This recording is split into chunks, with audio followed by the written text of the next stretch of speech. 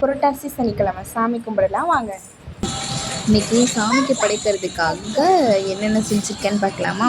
சக்கரை Pongal, carrot beans போட்டு பொரியல், வாழைக்காய் பொரியல், கொத்தவரங்காய் பொரியல், அவரைக்காய் பொரியல், அப்புறம் பூசணிக்காய் பொரியல், அப்புறம் சுண்டல் தாளித்து வச்சுருக்கேன். அதோட சாப்பாடு சாம்பார் வச்சுருக்கேன். கத்திரிக்காய், முருங்கைக்காய், மொச்சக்கொட்டையெல்லாம் போட்டு வச்சுருக்கேன். எல்லாம் ரெடி பண்ணி சாமி கும்பிட்றதுக்குள்ளே தயா சரியான சேட்டை பண்ணிகிட்டே இருந்தாள். அவளையும் சமாளித்து எப்படியே சாமி கும்பிட்டாச்சு.